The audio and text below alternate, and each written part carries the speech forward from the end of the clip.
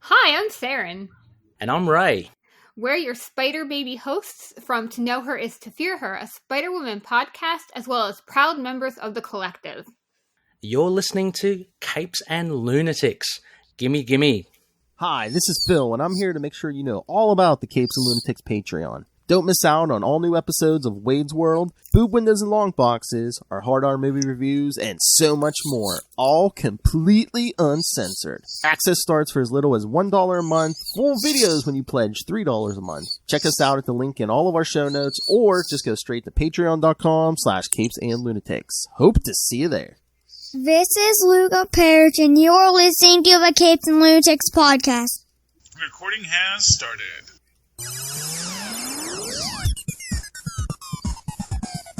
Hello and welcome once again, my ladies and gentlemen, to Superconnectivity. I am your host, Charlie, the Professor Esser, except no substitutes. And with me, as always, is the blue-eyed bomber from the Burger Pits. Fill me in, Perich. Welcome, Phil. I am so glad to have you here. Such a grand day to be alive. Did you see breaking news? I guess no details were disclosed, but Scarlett Johansson and Disney have come to some sort of a arrangement, settlement. So, but yes, they didn't disclose. We're all friends again. Oh yes, she's so pleased to be working with the mouse again. Yes, you know. Well, you know, that was the thing. And that was how it was always going to be. There was always going to be a settlement, you know? Yeah. You know, Bob, it's a learning curve. You know, not every CEO hits the ground running. You know, they probably just negotiated a percentage of that streaming money and be like, okay, how's 10% sound? How's 15% sound? Well, exactly, you know. They figured it out. Mm-hmm. They worked the math. And that was all that it was going to be, you know? That's what it was always going to be. You know, that's just the reality of it. Because they need to make their money. They need to do their job. And, you know, Scarlett Johansson, she knows her value. So there's no reason to think that she wasn't going to get paid out of this. Yeah, and I think Tuesday or Wednesday, I think it's coming back to Disney Plus, you know, like free, you know, this regular Disney Plus, you know, you don't have to pay the extra $30, so. Yeah, I've already paid it, so what do I care? Yeah, but I'm just saying. I own that for life now. Yeah, I'm just saying. So I wonder if they wanted to iron that out before it, you know, hit the regular Disney Plus for everyone to see. Yeah. This is another thing. This is actually just a unrelated news, but weird news. The Peggy Carter short got pulled from Disney Plus. Yes, I did see that. Yes. And it's weird because when they did the Peggy Carter retrospective, they heavily featured that. So I don't know why are they pulling it? And then of course, I believe Peggy Carter's still on Disney Plus as a show to watch. You know, right now the actual series you can watch unless it's still on Netflix. I'm not quite sure where that is, but at least in some countries she's available on Disney Plus. So it's interesting that got pulled. So maybe they're going to have something Peggy Carter coming up, you know, something besides the, you know, Captain Carter on what if maybe they're doing something live action or. Well, that's the thing. And it would not surprise me, you know.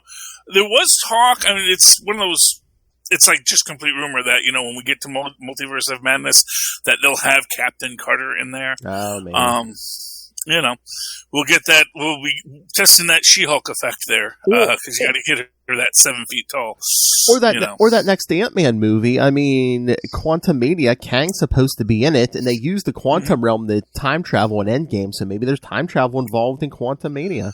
Yeah, well, that's entirely possible too. You know, lots of possibilities. Whatever they're going to do. Obviously, you know, those of us who love Agents of S.H.I.E.L.D. and Peggy Carter, you know, we want something back, you know. We want that back, and that would be really awesome if, you know, and like I said, they don't have to make it all canon, but we just want to know it was not all for naught, except for Inhumans. We all agree Nobody's waiting for you to bring the Inhumans back. Exactly.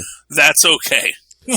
I mean, we're fine. I mean, you pointed out last time when they pulled, what is that, Hail to the King or whatever, and spoilers. He showed up in Shang-Chi. So yeah, and like I said, they did some stuff with the cut on that too. I think, but yeah, they brought it back and they dropped it just before Shang-Chi came out. So it's obviously they know what they're doing. Mm-hmm.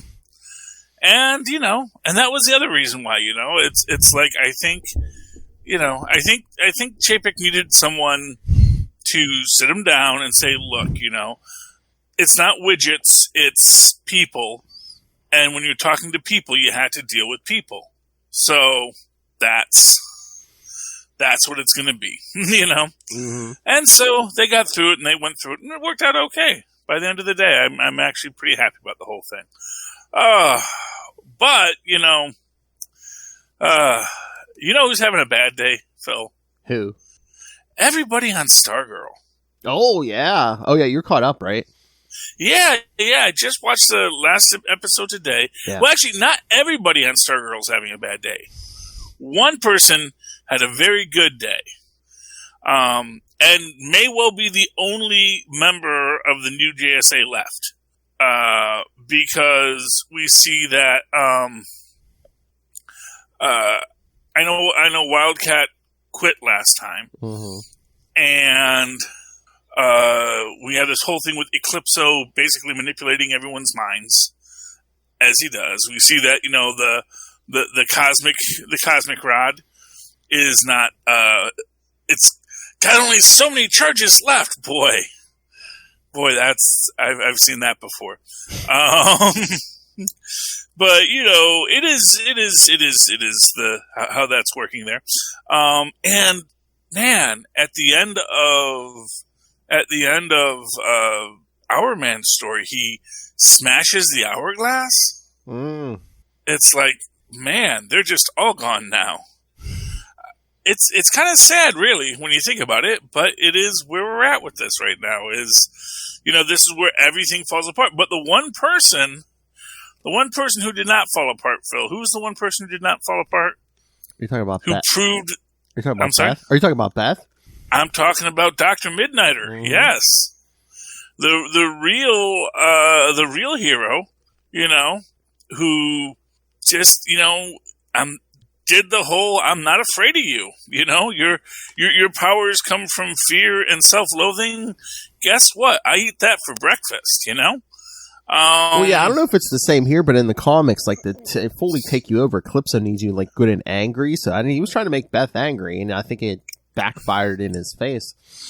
Yeah, well, because what it is she could control her anger, and if someone knows how to control her anger, it is going to be a black, the lone black teenage girl in that town who is constantly afraid of being, whatever. And, it makes sense that she would be in control, and she is not afraid to both stand up for herself and to keep herself under control as she does that. So it's really impressive. And like I said, I'm glad that she was the one who got to show that she did belong. Yes. And they even have, Dr. Midnighter updating the JSA database, which apparently he can do even though he's stuck in the Shadow Realm. Which is also that cool thing. It's like, well, yeah, the goggles make it so I can see through the illusions. Yes. Which is why he's in the Shadow Realm, but he can't take him over because, he can still see the illusions. He can see, he knows that it's all fake. So it's an interesting trick with that. And why I guess Dr. Midnighter is the perfect person to have to fight through. Well, I don't know. I don't know if they'll do it here, but the original Dr. Midnight, that Charles McNider, I believe he was like a Matt Murdock type. I think he was blind. Yeah. So yes, he was a blind superhero. So that is pretty cool. Just so you know that Stanley did not create every great idea in superheroes. Blind superheroes were around before too. Let's. Let me think here. Yeah. So I enjoyed it. It was pretty good. Mm-hmm. Did you get the chance to watch Lower Decks yet? Yes, I actually did. Yes, I watched it. Yeah. Yeah. So that was an interesting episode this week as well. Mm-hmm. Boimler saves them all by failing his test. It was sad and beautiful at the same time. It was. I love how they threw in the Easter egg of the Borg babies, which we saw in the first episode with the Borg, and then after that they were like, no, they just assimilate people. There's no Borg babies. No, there's Borg babies. That's a good thing about Lower Decks. They never shy away from, no matter how ludicrous it was. It's like, nope, that happened. Well, in the first, we're going to go to that planet with the devil people. Eventually, where it's like, they're like Qs, but witches. Yeah, that first Borg episode, it made it seem like they were growing babies, but I think that, it's probably darker than that. It's like, the Borg, I'm sure, are assimilating babies if they come across them. Well, exactly. It's like, what else are you going to do with a baby? I mean, that was 7 of 9 was a pretty young girl when they assimilated her. Exactly. Yeah, they assimilate babies. I was going to say, there's nothing wrong with assimilating babies, but oh yeah, and that is, but it is. It was also kind of weird, and like the I guess the team building person there, who was just trying to screw them up because it made her look good. I guess it was kind of weird, her plan, but I guess it worked, and they also fooled her too, because you realize as they're doing this, they're not really getting in as dangerous. They're just going into things that look dangerous, so they can get closer, scare that person, and then fly out. But yeah, but Boimler's was just his unwillingness to relent until he got to 100%, taught the Borg empathy, and then they're like, you got to keep going. He's like, oh crap. Yeah, well, exactly, because that's what makes it funny. That's what makes it fun. And then the other thing this week, of course, was What If? Mm-hmm. Which is, so, okay. Here's the big thing that when you're watching it, you probably maybe didn't catch. There is a watcher in every universe, and every watcher in every universe has this, other dimension room where you can watch everything from. So this is why, even though we see the Watcher fighting Ultravision in this, when Ultravision comes into Party Thor's universe, he's caught off guard because it's a different Watcher. And I guess Watchers don't watch other Watchers as a professional courtesy. I think it's everyone just watches their own universe. Watch keep your eyes on your own universe. Watch your own universe, Watcher. I'm trying to Which makes you wonder what that poor Watcher did from his other universe. Yeah, I thought there were stories where there's multiple Watchers in one universe, even, aren't there? Yeah. Oh no, and for what it's worth, it's established in canon in the MCU that yes, there are multiple Watchers. They talk to Stan Lee. Yeah.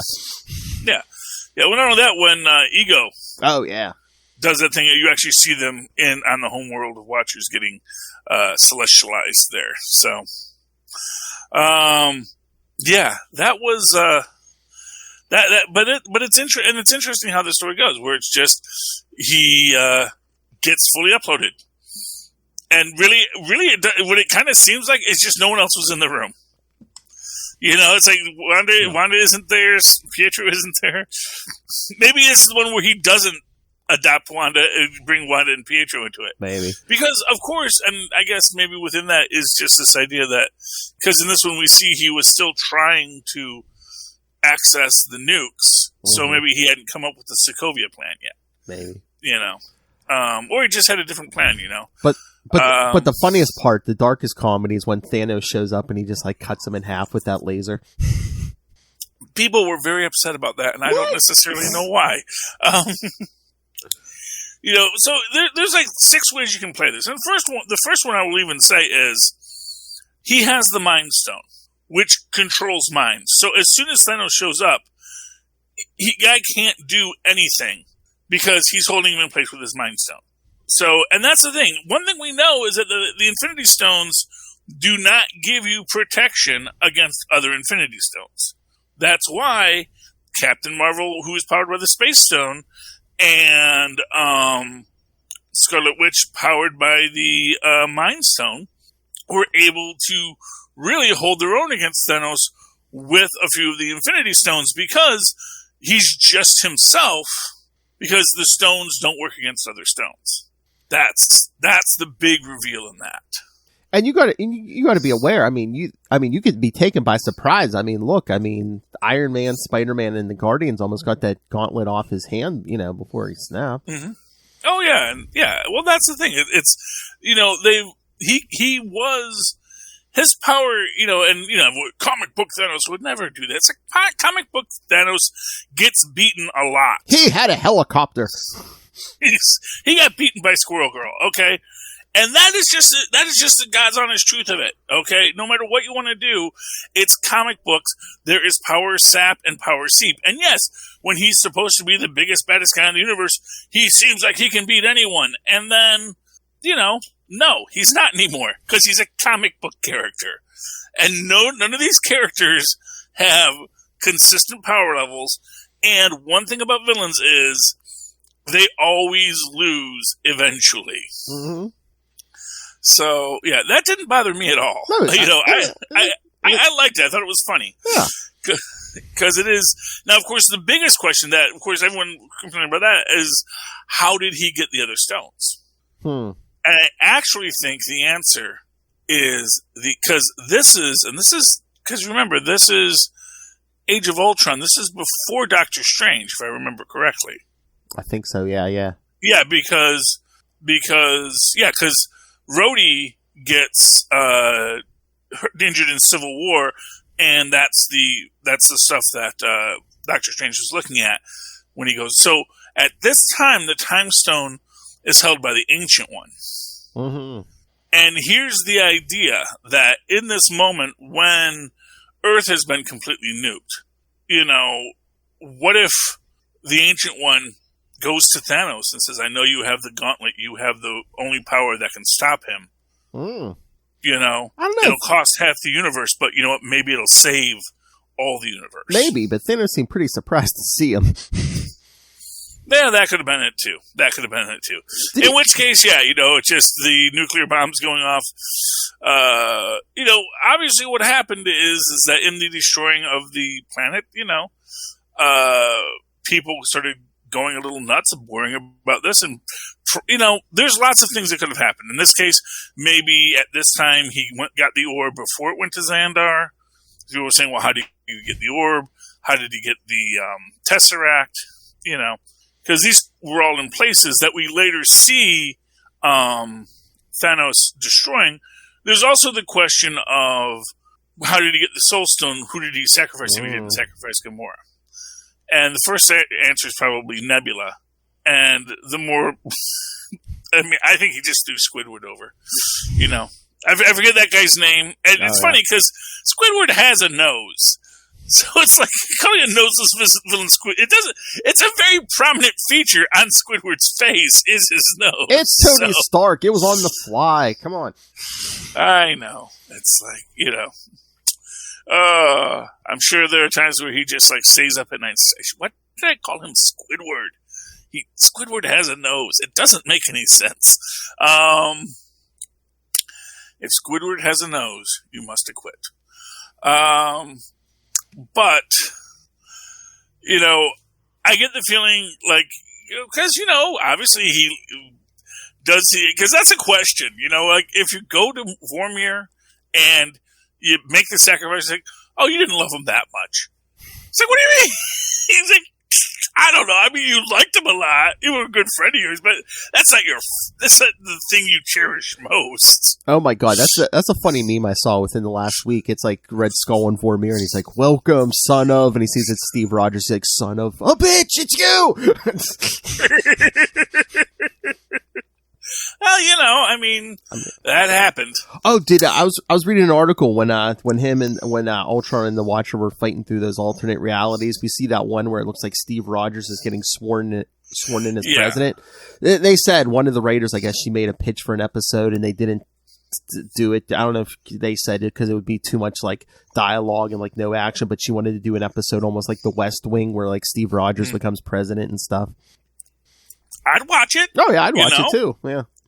I mean, I think that would be a great episode. I think, and I do think that is, I think they had a lot of great ideas for what ifs. Probably some from the various what ifs that have come being the inspiration, and some that maybe are from other things. But at the end of the day, they only had the 9 episodes plus COVID. So it's like, but they have approved it for another season. And, obviously at the end of this, we're going to get our Guardians of the Multiverse because, we've all seen the it's coming. We know that we've got this. But that was the other, but it's interesting, Philip. Yes. It's a lot of possibilities to make you go, what if? Oh, the other thing I always say to everyone, it's like, well, you have to remember, this is the one universe where that happened. Because there's an infinite number of possibilities. So there's actually an infinite number of infinite Ultrons.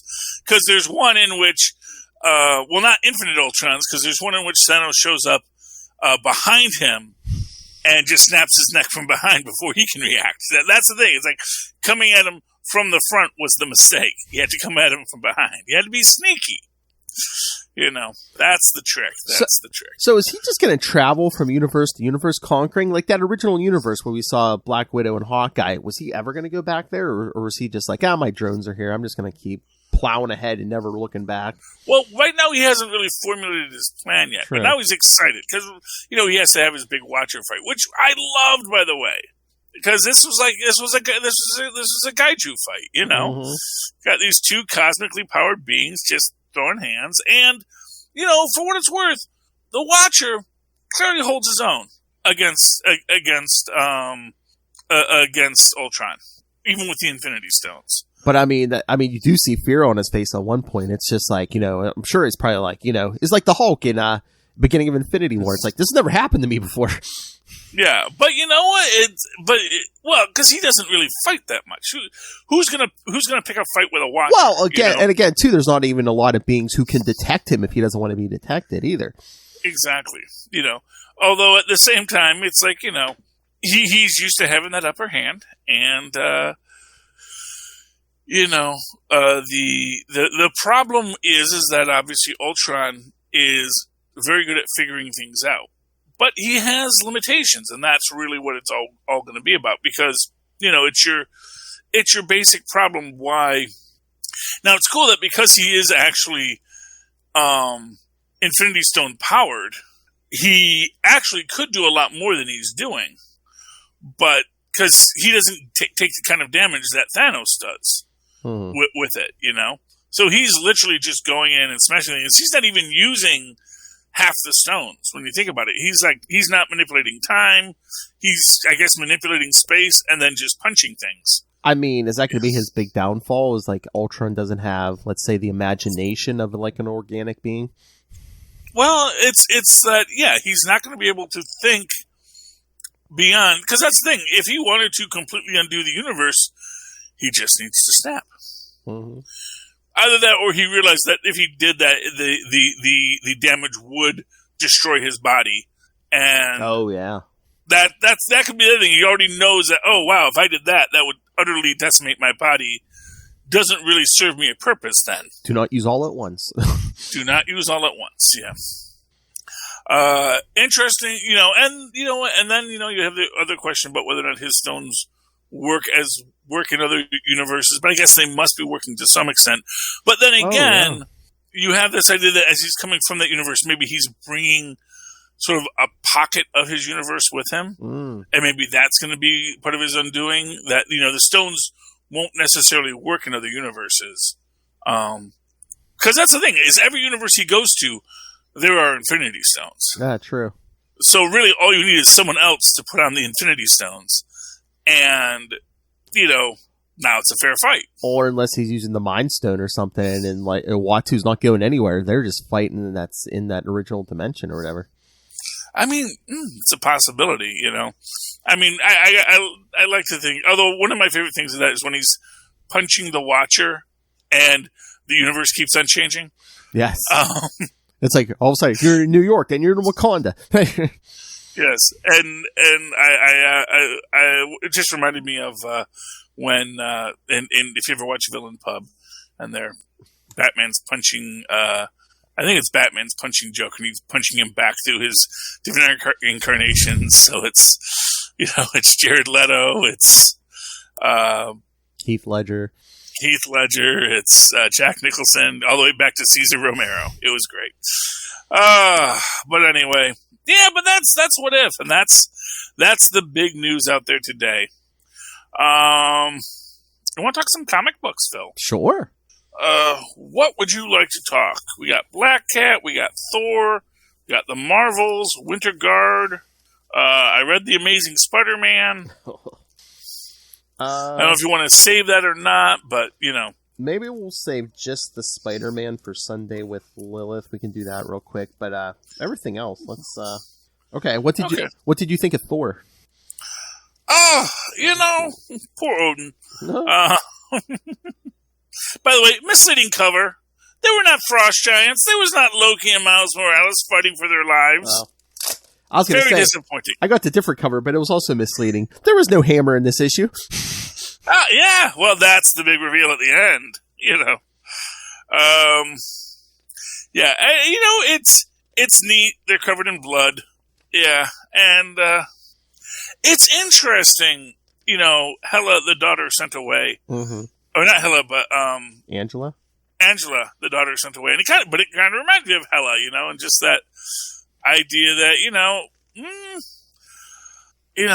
I don't know, man. It's interesting to me, just that she's also kind of ready to take over Asgard. And we got the Battle Cat with the Gatling guns, and Freya, who's now the god of the hunt, not the goddess of the hunt. She's calling herself the god of the hunt. And you know, she was the goddess. I was the goddess of fertility and marriage, and then, you know, I wasn't, because her and Odin have broken up. You think they're going to get those two crazy kids back together by the end of this? I don't know. They're gods. They could, you know, go their separate ways for thousands of years and then get back together. You never know. Yeah, you know, but it's sort of like that whole, you know, when in that other books, when those guys fall for those redheads, and then they're back together by the end. So, I guess, I don't know. I guess she takes her to Sakaar. It takes Odin to Sakaar to get some fighting done. What did you think of this issue? I mean, it was interesting, the family dynamics, but especially at the end, Thor's just like, you know, I'm never going to have it like an heir to my throne. He's like, I'm going to be the last king of Asgard. I've seen it. Yeah, well, you know, I mean, that is, although it's ironic, because although he, like, from what we've seen of possible futures, he does be the last king, but he does have kids, so. Yeah. You know, that's nice. Well, that was from the universe where he re-heals the earth and then creates, you know, humans again. With Steve. But then we get the big news. Somebody stole Mjolnir. Yep. I think it was the Black Cat. Wouldn't that be funny? I mean, a couple people could pick that. Well, I mean, Jane could have came and picked that up. Well, actually, can't everyone pick it up now? Oh, maybe. Yeah. Yeah, it's like literally anyone could come in and steal the hammer. So, put the hammer down. But speaking of Black Cat and her mad quest for power. Oh, I forgot. I wanted to remind you of, like, man, if you didn't read this, read it, because, I mean, you got Nighthawk, you got Nick Fury. Oh, yeah. And it is, I don't know, Nighthawk is such a creeper, man. I know. He's like, you don't remember, we were a thing. And it's like, dude, I don't know you. I don't want to know you. My mom's alive. Well, yeah, that's a good thing for me in this universe. That's the thing. Yeah, he's like telling her all these things he knows about her just because they were together in the other universe. And he says, you know, says something about her mom was, and she's like, oh, you said was. I mean, she was dead. She's alive here, so. Yeah, no. Exactly, which is why she's not going to do it. And then you got Nick Fury coming in. Nick Fury. And we got Cheese Coulson. Phil Cheese Coulson. Spent a lot of money to make you think Nighthawk's a hero. Think he feels betrayed by Phil Coulson in this? I don't know. Maybe, but it's like, he doesn't know, but we know. I think there's some Mephisto shenanigans. Yeah, it's Mephisto shenanigans going on. Which, when we talk with Lilith, there's lots of Mephisto shenanigans. Although, there's more shenanigans to come in the new series. I have a new theory about those guys, too. Oh. But, yes. Yeah. I like that Nighthawk just keeps up with her, but also I like Odessa coming to save her. Yes. And it's just, they just send Fury a picture of like, yeah, you're in a helicopter, we've got a Stinger missile, so stand down. And we see, I'm guessing, so what do you think she's trying to do with the stone? Do you think she's trying to break out the Black Fox? Or, wait, didn't she already break out the Black Fox? Trying to remember what happened with that. Well, wasn't he trapped with that demon? Well, I know someone hired the Black Cat to get those stones first. Like I said, I think it was like an AIM leader. She's like dying or something. She wanted Black Cat, Oh, is that what that was? I think it's what it was. I mean, unless Black Cat has an ulterior motive, too. Yeah, and then we've got, of course, Star is going to do something. But this is like the last regular issue. I thought they were going to be rebooting this again. I don't know. Maybe they will later. I don't know because there's a giant size coming toward the end of November. So maybe they'll reboot in 2022 then. Because then by the time we get to the end of November, they might just be like, let's wait till January or something. So, and I'm guessing that's because it's the Infinity Score #1. So I'm guessing that's where they're going to wrap this up as a one-shot. I'm guessing. I am thinking, yeah. But I don't know. I wonder too if she has something to do with Ben Reilly, because I think in one of those Death of Doctor Strange issues, I think they said it's like Black Cat and Ben Reilly. So, well, maybe I'm looking forward to more of that story. Oh, the Death of Doctor Strange. Death of Doctor Strange, The Defenders, those are both books I'm really enjoying. Both Doctor Strange books. Mm-hmm. I think they're kind of leaning into that Doctor Strange thing, because, there's a movie coming. He's strange. Oh, and he's going to be in Spider-Man. Oh, yeah, he is in Spider-Man. No Way Home. Yeah, that's going to be interesting. I still wonder if that's going to be...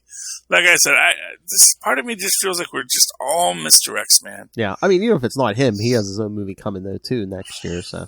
Yeah, well, that's the thing. It's like, you're going to really make Doctor Strange blow up the multiverse for some reason? It's like, what's going to happen? I don't know. Because I kind of feel like when you screw up a spell, the spell fails. It doesn't just take on a life of its own. Yeah.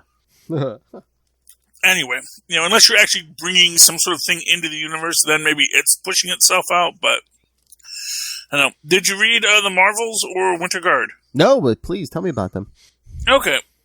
So The Marvels, because now we're kind of caught up with modern Marvel comics, at least at some point, because this is a Krakoa adjacent universe.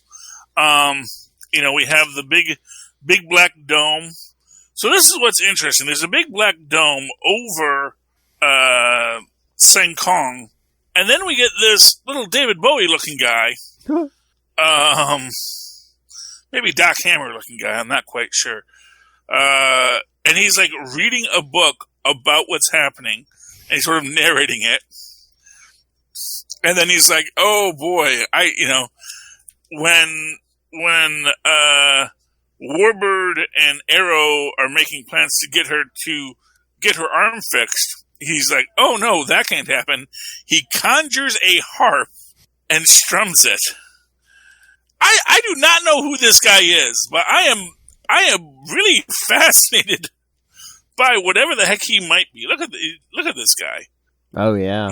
He's just weird looking and crazy. I don't know. But anyway, so then we get to here in Lower Manhattan.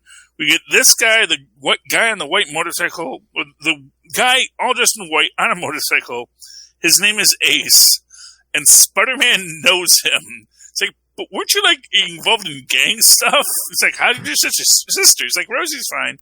It's like, yeah, this isn't usually my bag, but yeah, universe is about to end, kind of stuff. So that's interesting. We get a bunch of monster attacks. It turns out that the jewels that Black Cat had stolen were actually monster eggs. And then we get a lot of fun little cameos. Here we get the Fantastic Four fighting a monster. We get the Winter Guard fighting a monster. We even get at one point. Let me see this one. The Agents of Atlas. There's even one where they actually have the Union. Remember the Union? Remember that team? Yeah, there they are, right here. The Union. Yes. England's new super team. Got them fighting a monster. So, remember that thing, guys? That still exists. They're still going concern. Anyway, they get a little spaceship from T'Challa to go to the Black Dome thing. Strange is trying to figure it out, and then all of a sudden, Warbird comes in with Arrow, and she's like, wait, how did you find this? She's like, I have no idea. I'm not even sure how I got here. I feel like I just flew to the sky, and I feel like we've just been waiting here for 2 days when you guys showed up. So, clearly something weird's going on. But Doctor Strange does his mystical, magical stuff to cure Arrow and realizes he has to go into... And this is where we get this narration. And again, it seems like what's his name, the guy in the chair, is doing the narration as, he feels all of the weight coming on him, and then he breaks out. And then Storm shows up to help them do something. I'm not quite sure, because they said they need someone inside to help them do... Oh, that's right. Now I understand what they're doing. So they need someone on the inside to help them, right? And Storm comes, and Doctor Strange has to leave because he says, "Well, yeah, but dealing with all that negative energy stuff, I've got to deal with. I've got to sort of recenter myself." Storm shows up to join them, and then they're like, "Okay, we have a." Steve is like, "Yeah, I think I know a guy who can help us, and but we have to go get help from Namor. They get the stuff from Namor." And they get the thing, and he says, Tony Stark's like, I don't like magic. He says, well, it's not really magic. It's not really science. And who do they go for help? Who? Arrakis. Oh. The 1940s Vision. Oh. And do you know what the Visions do? What their race does? Mm-mm. They help cosmic cubes evolve. Oh, nice. Isn't it interesting? So I got theories about that, too. Okay. And finally, Winter Guard. Really like this book, by the way. This was actually probably my favorite book I read this week. Winter Guard number 2. Ooh. For those of you who don't know, basically, Yelena and the Red Guardian are teaming up to find some lost information somewhere. And there's some nice stuff there. And, basically they do wind up like beating up both, Vostok and Red Guardian. There's Red Guardian right there. He's having a bad day. And we get some great stuff with, Chernabog in this, who is the god of darkness and secrets. And it's interesting because we mostly know Chernabog from Night on Bald Mountain. He's had a couple of, he's been on the team a couple of times before, but they kind of seem to be playing him in this very delightful Loki-esque trickster fashion in this, and they make their plans of where they're going to go. The team's going to split up. One's going to go to Moscow. One's going to go to the town that Red Guardian grew up in or was born. And, of course, they both fail on their missions because we have Darkstar, Chernabog, and Perun go to the town where Red Guardian was born and then Red Widow, Vanguard, and Ursa Major go to Moscow. And we cut back and forth.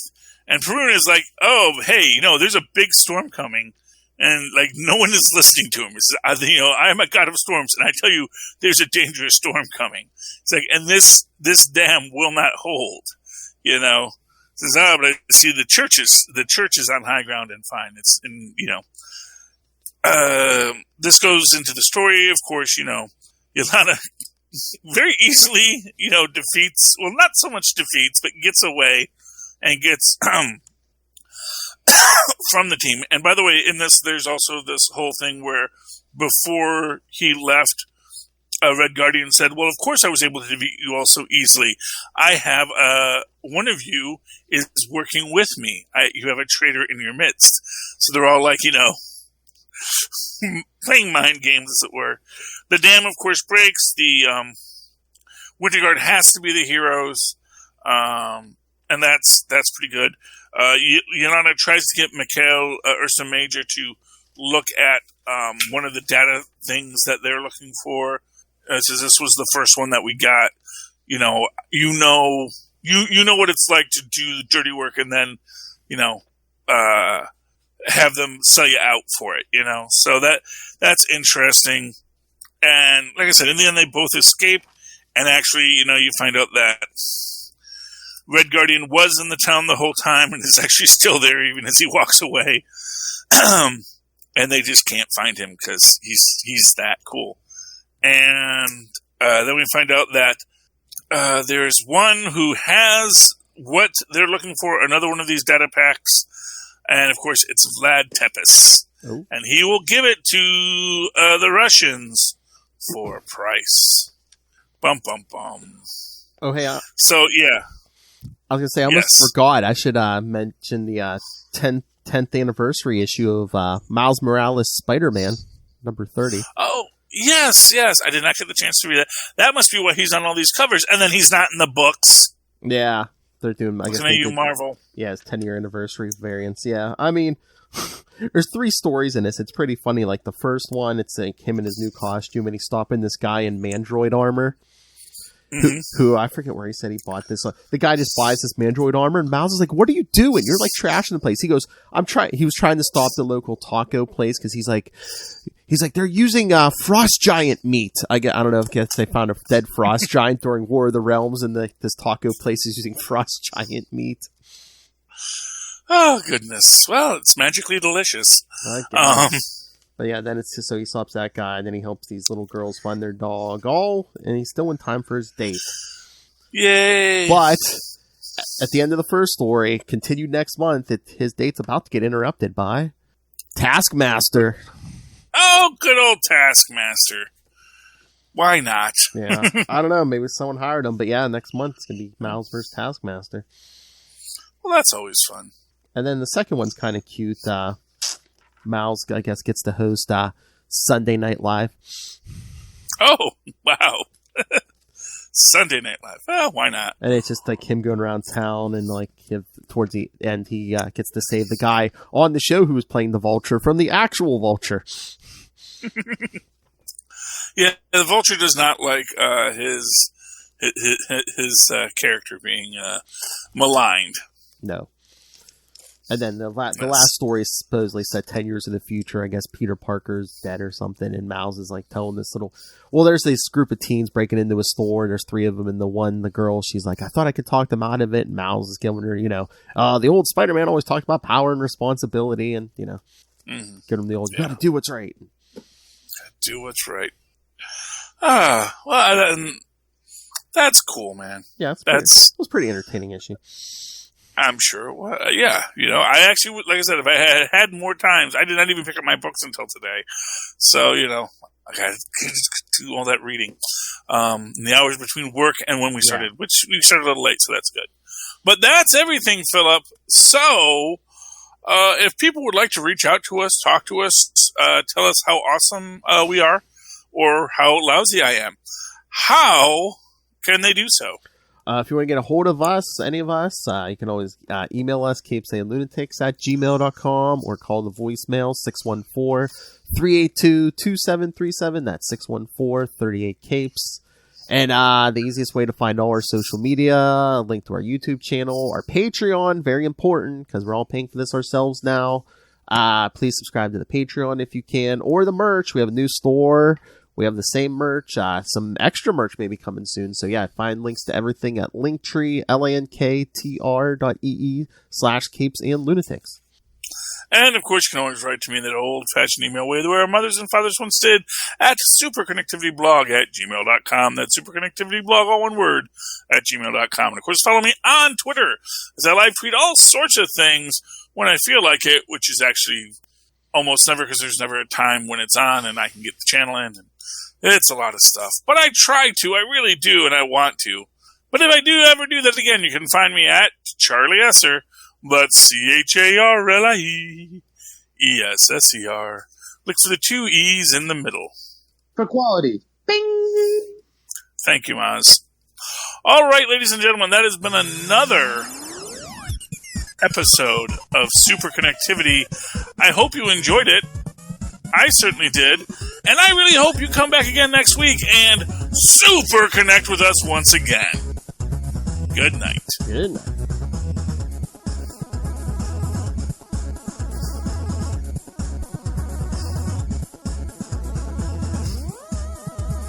Not a bad show. No. Under an hour.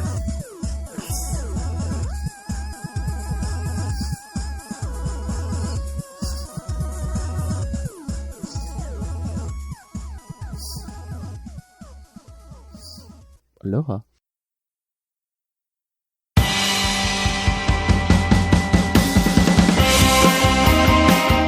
Hi, I'm one of the High Priests of Khonshu Ray, and I have the sacred privilege of providing you, the loony listener, with a podcast honouring Marvel's very own Moon Knight. So join me and a host of others at Into the Night, a Moon Knight podcast.